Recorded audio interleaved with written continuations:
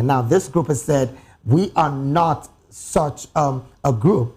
And interestingly, this group was formed by 3 former security officers who were recently arrested and charged with terrorism-related offenses led by Patrick Osoy. Now, this group clearly is saying that what we are after is clearly we are a peaceful citizen platform agitating for justice, accountability, and constitutionalism.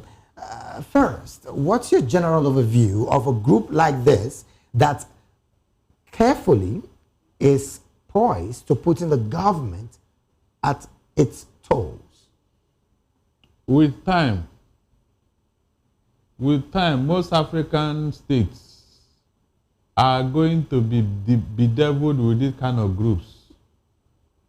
As long as the leaders in this state don't want to do the right thing, of course, voices of dissent will arise. Make no mistake about it. So you feel this is a voice of dissent? Of course, because if Roto has been identified as the most corrupt president by this corruption index, what do you expect? How can a corrupt leader lead properly? So, when the global community have identified a leader as the most corrupt worldwide, you can now imagine what he's doing inside this country. Okay. So those groups are bound to arise, whether you like it or not. Well, Barrister, again, one of the conversation that is concerning here is the fact that these are young individuals who are coming together and, of course, consistently trying to ask that the government be accountable. In fact, one of the major conversation in all of this is that they say that there's been some level of coverage for some political office holders who have been fingered with corruption charges but have not been charged. And they are calling for clear conversation about these kind of people in court. Yes. One of which, again, is not happening in the country. Is this kind of call really something that is quite familiar with African states? Yes. And then what is the way forward? Yeah, the way forward is that this type of pressure groups must continue to press for reforms. They must continue to keep the government awake. They will give them sleepless nights. Because you can't imagine a corrupt leader probing corrupt officials. It's not possible. It's not possible. But there have to be pressure groups like this to remind them that, look, all eyes on you. You can't cover this type of corruption infractions, right? And then you now think that the citizens will be clapping for you. Now, Barrister, I like the part that you just brought about the citizens. The citizens did elect these leaders into office. They didn't know. And the concern is now also on the part of the parliament, which is where I'm going right now. The parliament, as it stands, have been adjudged as one set that is also in bed with the executive. Isn't this something that you are familiar with, particularly in Nigeria as well, Barrister? Yeah, that is the hallmark of any corrupt leader. He makes sure that those around him, those surrounding him are equally corrupt, so that they will be embedded together. That is the first thing they try to do. They surround themselves with people who are heavily corrupt, so that it will be impossible for you to break through that ring of corruption before you get to him. It's a deliberate, it's a calculated act. That is how that's their modus operandi. Now, Barrister, looking at these kind of conversation, really, isn't this what some people term to be corruption fighting back when some sets are trying to fight corruption? Because this is an institution that is practically being held under whatever circumstances it is. And I'm talking about the parliament now. If the parliament is not being vocal to the executive, because again, they're supposed to be checking the executive. If the parliament is not being vocal to the executive as concerning the recovery of stolen public assets that this group is clearly talking about, what can the people do? I'm talking about this group as well. Now, I just told you here that, look, the first thing a corrupt leader does in office is to make sure he's surrounded by corrupt people. Okay. And they start with the parliament, because it's only the parliament that can impeach him for corruption. Right. It's only the parliament. Right. So they make sure that the members of the parliament are heavily corrupt. They induce them with all manner of things. They set a trap for them, and all of them will fall into that trap. So it will be difficult. It will be difficult for them to point a accusing finger on the president. That is what they do. They do it in Nigeria here. It is very clear and very obvious. They make sure that they are majority in the parliament, and the corruption largesse goes round among them. So that's what they do. It is not left for the citizens to say, no, thank God, no matter how corrupt they are, there must be election, periodic election. Right. During that period, you now tell them that, no, the last 4 years, we didn't enjoy your stay, move out. That's what I expect the citizens to do. But then, Barrister, the citizens having to go to another election cycle, presently, before the election cycle, are not having the finance to possibly get things for themselves, which is another avenue for political office holders to maybe give them some tiny largesse called weaponizing poverty, according to this group. How can the citizens now elect right leaders? Please, David, the other corrupt leader, the other dictator that left the scene in Africa, how were they booted out? Was it not the people that rose up and said enough is enough? Is that not what happened? So, whether the people have money or not, they have the numbers. Gather yourself in your numbers. They cannot defeat that number. No amount of money can defeat the number of people who are determined to make a change. Barrister, can ethnic divide, religious bias, the other people can that defeat this number? The other people that were chased out, they came from ethnic groups. So what were their ethnic groups doing when they were chased out? No, tell me. Even their people will be the ones that will be championing their removal from office, their own people. Because what they are doing is affecting their own people. So it will get to a point whereby they will break that barrier, that ethnic and religious barrier, and do the need for their own future and for the future of their children. That's what I'm telling you. So all these ethnic and religious barriers, at a point, it will give way. It will give way for reality to prevail. And when that time comes, no leader can overcome it. No leader. It has happened several. Examples are all over the place now. Well, Barrister, I like this particular angle you're taking it, and to also bring it a bit to Nigeria. The question about ethnic divide and religious bias is one that has consistently bedeviled our political space. Going into 2027, Barrister, do you think that in any way Nigerians are wiser? They are. At least some of us, we are paid our dues by sensitizing them, by telling them the reality, which they are facing now. So if you even check from feelers from the public now, they are no longer talking about religious or ethnic whatever. You saw the Northern group giving Tinubu, giving him an ultimatum that, look, this Muslim ticket, we don't want it again. Is that not a pointer to the fact that people are beginning to realize that this ethnic whatever is no longer in vogue? But Barrister, the same ethnic people, the same northern people you mentioned now, another faction is saying we are endorsing the president. Look, it's always like that. At the end of the day, we now know which one will have an upper hand during the election.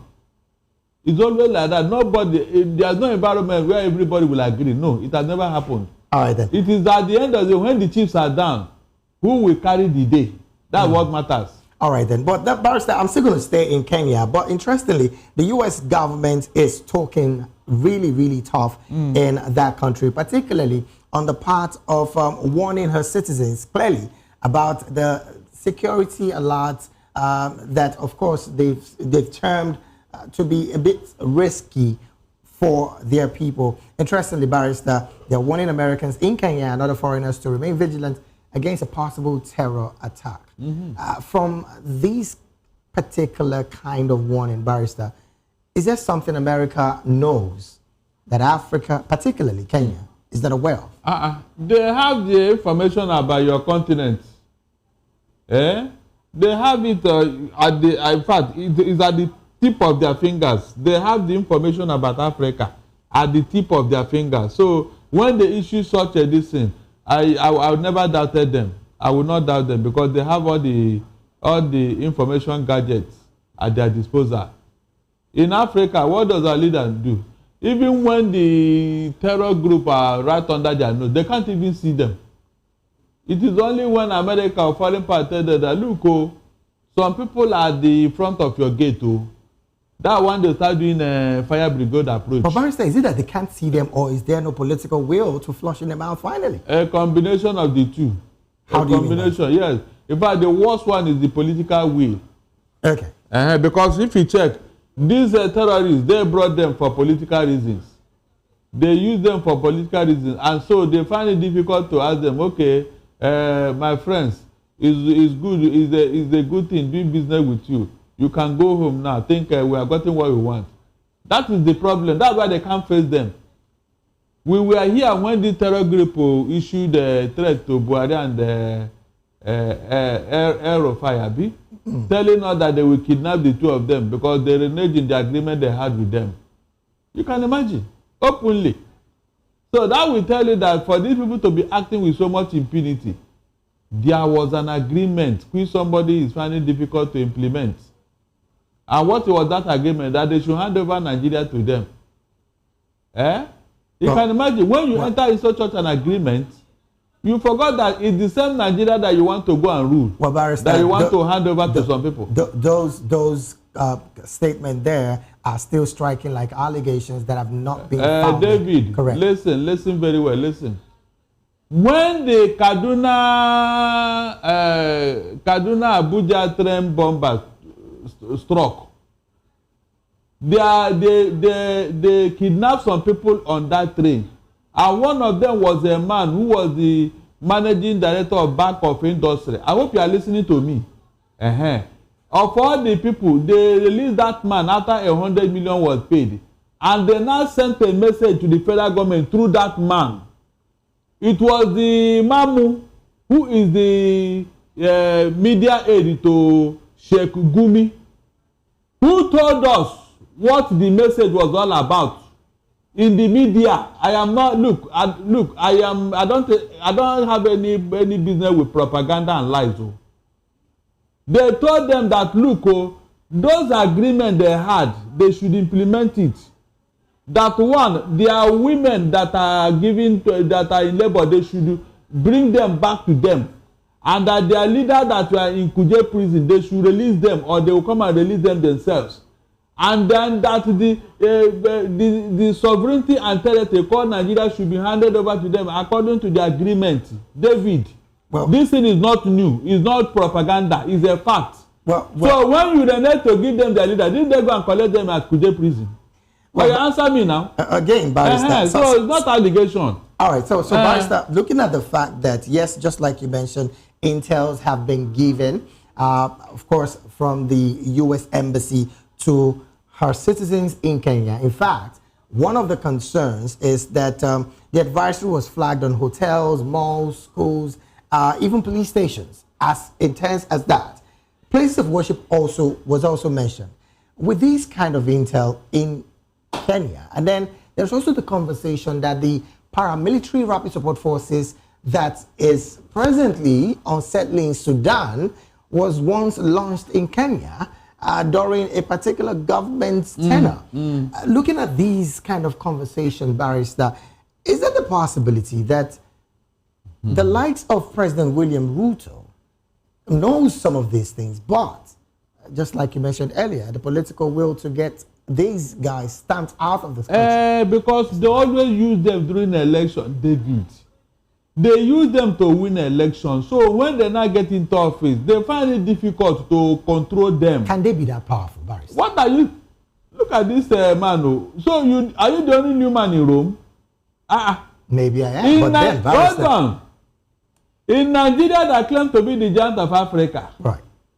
Government officials are going to the bush to go and beg Toju Bello to stop killing Nigerians. And the man, he said, okay, well, you know what will happen?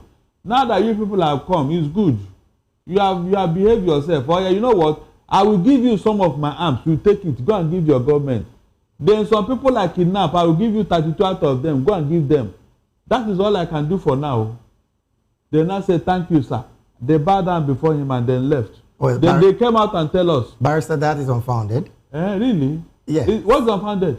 The fact that you just said, all you said now about the Nigerian government going to bow to Toju Bello. Oh, did I say? I said the people. The representative of the government. If the government sent people to go and talk, are they not talking on behalf of the government? When they came out, what did they say? They started thanking President Tinubu, started thanking the National Security Advisor, thanking everybody for allowing them to go and talk with Toju Bello. And you know, it was like a celebration.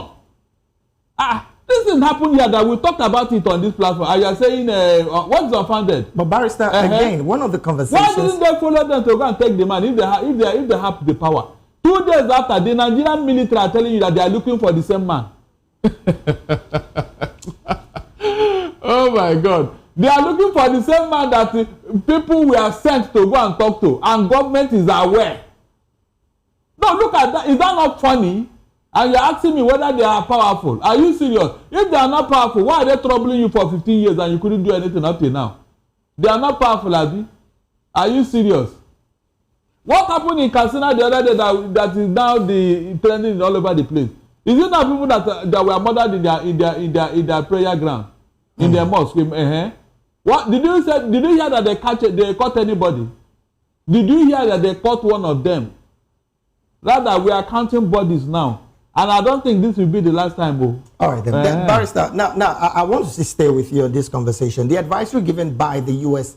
Embassy in Kenya is quite a very disturbing one, because some quarters in Kenya is saying right now that the presidency is not even doing anything as regards these statements. And of course, some presidential spokesperson have come to say this is not so intense like the U.S. is trying to make it look. Now, Barrister, what I want to find out right now is there the possibility that the military, the police of some African states are overwhelmed? They are not overwhelmed. The willpower is what is lacking. They are not overwhelmed in any way. The political leadership are not finding it comfortable to chase away the mad dog they created, because another cycle of election is coming, and they want to retain power with their party, and they needed this type of human beings to give them victory. So this is about election? Of course, it's all about power. Nigeria is a typical example. I mean, charity begins at home. Let me start from my country. What is going on here? All this is a cycle of violence during election cycle. Where is it coming from? Is it not human beings that are perpetrating it?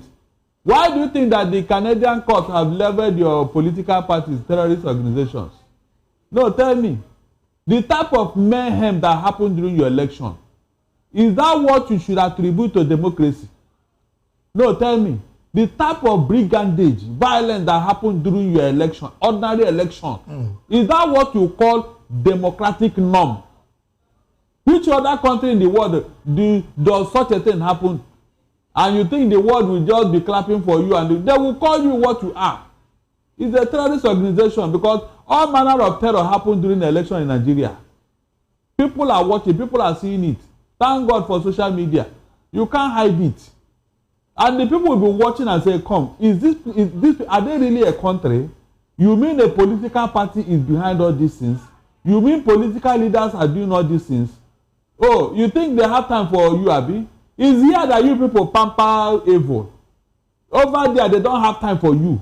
They don't have time. And that's why they are moving forward. Every day you go and be borrowing money from them, because they have decided to move forward. They have decided to grow their country.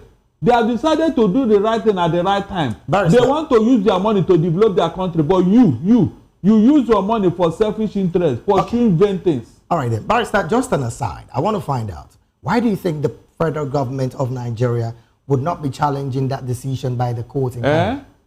challenge what? I go and try it. Let them tell you more. But look, didn't you hear what the court said? As their reasons, they said it that during your election, what happened is nothing short of what? Terrorism. They listed what you do in your election. So, is it not parties that conduct the election? Is it not political parties? Oh no, answer me. Oh, you think they don't know what they are doing? Oh, you go and challenge them now, and you see the reply. Whether they will not tell you more. Go and challenge them. All right, then, Barrister, because of our time, let's dive to another conversation right now, quickly. Again, we're still going to stay with the United States. Ugandan government has said right now we have no agreement with the U.S. to take in illegal migrants who also have been convicted by the United States government because of the third world country agreement that the United States government is trying to do with some countries in Africa. You would recall Eswatini and one other country now has agreed to take in these people. Interestingly as well, Rwanda, Paul Kagame of Rwanda is also saying the same thing. Uganda clearly is saying right now we don't have an agreement because we do not have the facility to take in these people. What's your position with this kind of conversation coming from Uganda, and of course you're wearing Mr. Veni that we all know? In the first place, is it not an insult that America, of all the people they're supposed to send to Africa, it is the drag of their society? Criminal convicts, felons, right from prisons, they want to resettle them in Africa, not even from their home country. They want to resettle them in Africa. Is it not an insult on its own? Why can't America allow us to resettle Fulani killer herdsmen in Africa, or Boko Haram members, or bandits? But we've not proposed that. We've not proposed that. That will tell you, yes, because you know they will not even tolerate it. You know but they know that already the entire continent is a crime scene. So if they bring in ex-convicts here, they are at home. It's like sending the devil to hell. Where is his home originally? No, you say you want to send the devil to hell. Where does he belong to? So if they are bringing, they already know that yes, the continent of Africa is a crime scene. So if you bring a criminal here, they are at home already. You dare not reject them. That's their traditional abode. Now, Barrister, let's look at the concerns of these kind of migration of such persons, profiled persons anyways. There should be some financial gains, of course, which I'm fully aware that you're also aware of. But is the financial gains worthy enough to take in such people who would come back? That is where your leaders come. When I say leaders in Africa, they don't have vision, they don't think ahead. Of course, it comes with some financial gain, which nobody is putting on the front burner. That one is done behind closed door. They won't mention the amount involved and all that. But the far-reaching implication, nobody is talking about it. It is because the leader that made this contract with America, he may not be in office by the time this evil seed will germinate. This evil seed they want to plant now, they will not be in office when it will germinate. Maybe another leader will now inherit it and the problem that comes with it. That is why I told you that African leaders, they don't have any, no single idea on what leadership will mean. You are thinking of the next generation, you are thinking of the next Africa. It's not in their agenda. They want to collect the money now, pocket it, and then leave the problem as they are leaving office. Then tomorrow you ask yourself, why are criminals all over in Africa? Why are militant groups all over the place? Is that not what will happen at the end of the day? Because these criminals, they will grow and start looking for means of survival and start forming a group and all that. So start forming militia and then start terrorizing the same country that harbored them. That is the end, because whether you like it or not, they are going to procreate in that country. All right then. They are going to find means of livelihood in that country. Is that not true? So what happened when all these things now become a family? What happens? You can see. When I tell you that we don't have African leaders. Barrister, because of our time, really, I want you to chime in on this conversation about the military junta in Mali arresting a former prime minister. I'm talking about Kogel Maiga, who's been placed under house arrest, particularly for the alleged misuse of public funds while he was in office. This is coming from the backdrop of the fact that there is a military junta in Mali. Barrister, is this the way to go? If the man have embezzled money, let them collect the money from him. Let them collect the money from him and then prosecute him if need be. Because if African leaders have done the needful, there won't be any need for military intervention. Go and check. Most of the military intervention is because of bad leadership. If the African leaders have been doing the needful, it will be impossible for the military to even think of doing anything. So, if the man has embezzled money, let him return the money. I agree with them.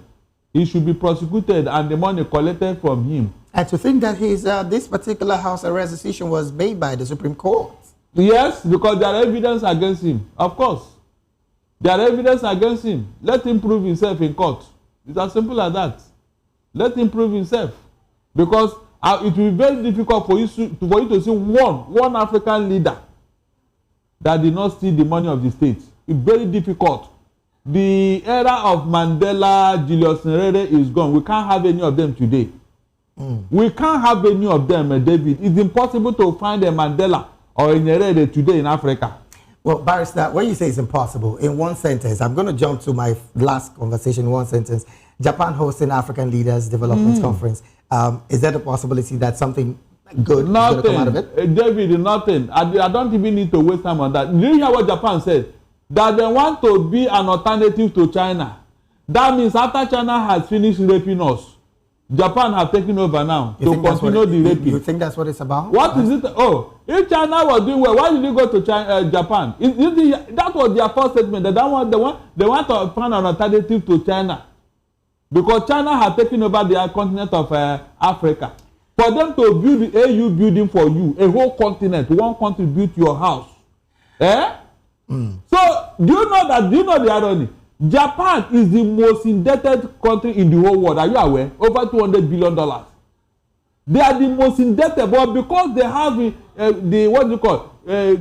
businesses that are thriving, they have an industrial country that is moving. So the money that is not important to them. The most indebted in the whole world, Japan. Meanwhile, the same country is holding an entire continent and telling you how to develop your country. Look at an embarrassment of the worst order. Nobody in Africa, so Mr. Japan, you called us to tell us how to. Why are you owing so much money all over the world? Nobody will answer that question. All right then. Nobody. We're really They are coming to rape where China stopped to. That they want to exploit the natural resources here. Nothing else. Nothing. You think that's the only? That is the only thing. Nothing. They are not here to help you. Except to do what China did. China did it, and that's why they are where they are today. They closed their door to these foreign influences from America, UK. They closed their door and decided to be themselves. If Nigeria does not lead that agenda for Africa, we are going nowhere. Look at one country calling an entire continent, and all of them are running to go and eat the Japanese. What is that their delicacy? Is that not why all of them are running to that place? After eating it, they come back and sign the MOU on how to plunder Africa. I really would love to let you continue, but my question before I let you out now is the conversation about Japan owing as much as they are and still lending the same money to some African states. What do you make of that, Barrister?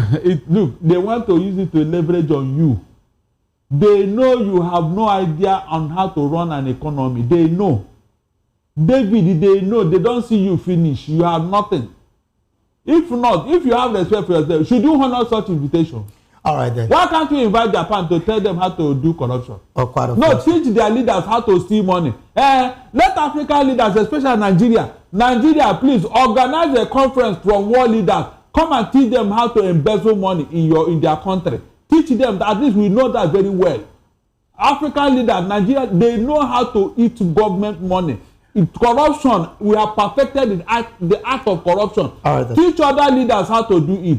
Because of our time, invite them. This is where we have to draw anchor on the analysis segment of the African News. We've been talking with Barrister Darlington Agumo, who is